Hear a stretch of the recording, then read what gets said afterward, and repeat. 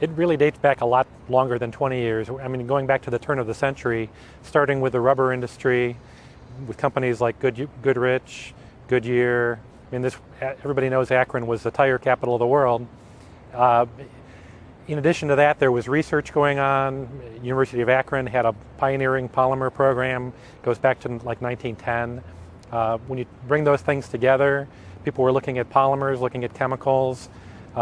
We had some pioneering work in polyvinyl chloride in the 1920s.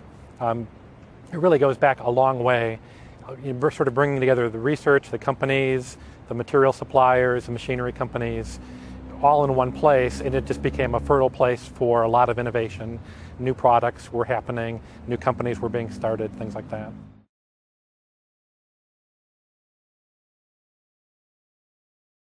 Well, it's a really important role. It's very important for Northeast Ohio, not just with Akron, but also with Case, with Kent State University. You know, there's a lot of graduate students who come here. They do research. A lot of undergraduate students. I mean, this is probably one of the few places in the world where you would find high school students who think, I might want to have a career in polymer engineering. I mean, they have the understanding that it's important. They know that Akron is a center of that industry. So, you know, just sort of the bringing together people from all over the world and people locally. A lot of important research gets done here. There's also a lot of sort of hands-on use of equipment. You know, people understand the processes here. It's not just esoteric research. The companies are involved in the community, in the college. College is involved in the community. A lot of the research people, a lot of the professors at the University of Akron involved in polymer engineering are also active in groups like the Society of Plastics Engineers. So they know local companies and they know what they're working on, and so there's a good connection between the school and local companies, and with what actual hands-on things that people are doing.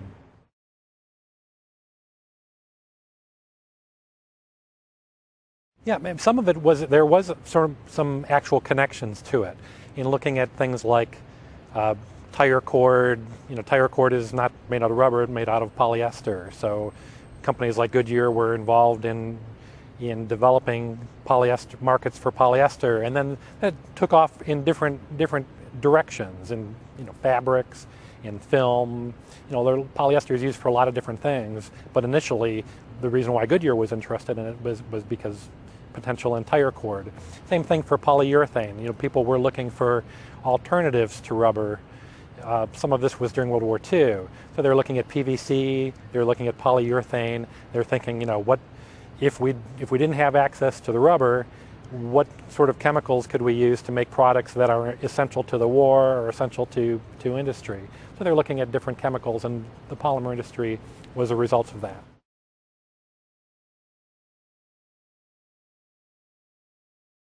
Well, some of the interesting new things that are going on right now would be work in nanotechnology, nano composites. We're talking about taking really, really small additives, adding it to plastics, changing the chemistry, changing how the material behaves. So that could have implications to things like lightweight automotives. You can maybe take a plastic that you hadn't been thinking about previously and use it in something like a car panel, a car door, something, because that gives it better properties and heat resistance and things like that.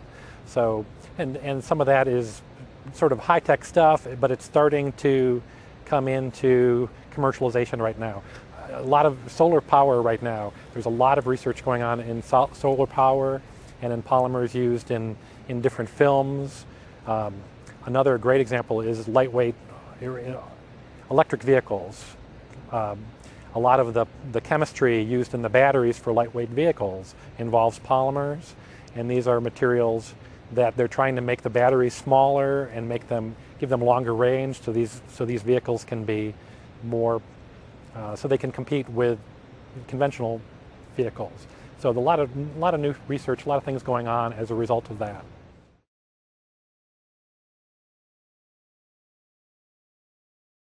Oh yeah, I mean, plastics, medical is a very important market for plastics. There's a lot that's done. There's conventional things that people see when they go to the hospital. When you're seeing tubing and almost everything that's plastic. A lot of it, for safety reasons, it has to be single use, so they're throwing it away afterwards. But then there's also a lot of new products involving plastics where we're talking about implants, and we're talking about products where it has to have really specialized properties.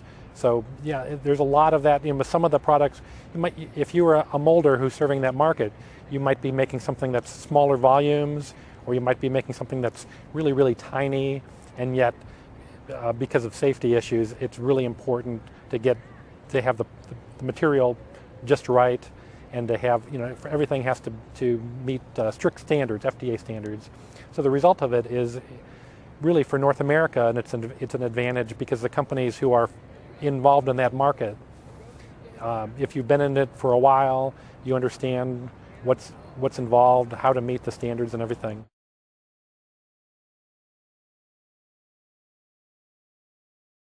The past decade has not been a terrific decade, obviously, for a lot of the plastics companies.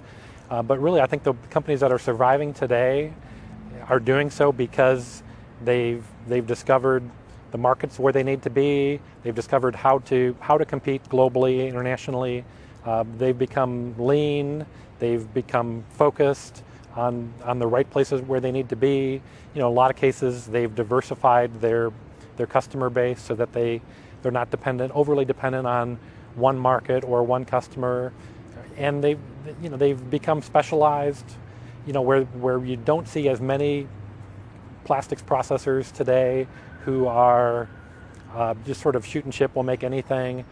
They're more specialized. They'll have an area where this is what we do. This is our focus. This is what makes us different, so that we can compete globally. Whether it's something really, really fast time to market, or really specialized in design, or in having an understanding of the medical market or the automotive market, something like that.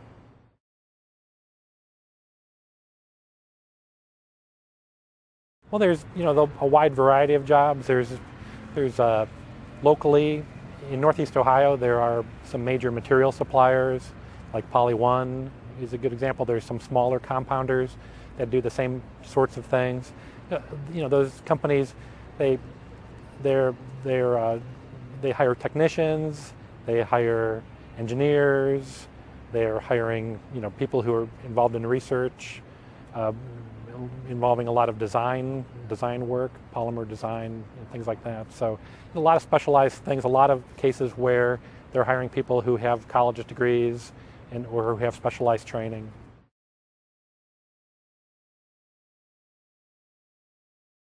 I think there's a pretty strong future. There's some things going on right now where you couldn't have predicted 5 years ago. The natural gas fracking, which is something that people are becoming more aware of. There's going to be an impact of that in Northeast Ohio, in North America. The result being materials will be less expensive. Plastics. Some companies that maybe were looking, if you're going to build a chemical plant that's going to make polymers, a few years ago you might have thought the best place to invest would be in a place like China. Right now, because of low-cost feedstocks as a result of the natural gas, companies are investing in North America right now in a big way. So the result, I think, is going to be that it's going to be helpful for sort of the entire plastics chain, supply chain. Materials are less expensive. That makes it more advantageous for companies to have suppliers here. And plus, right now, China, costs are increasing in China. So it's becoming less of an advantage to go there just for cost reasons. So if you're a company and you're supplying customers in North America, you're going to look at having suppliers in North America. So that's a positive right now for this region.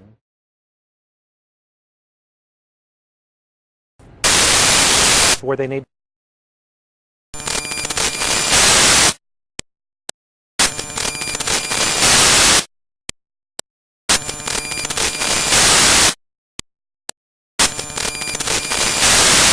that's a chain here.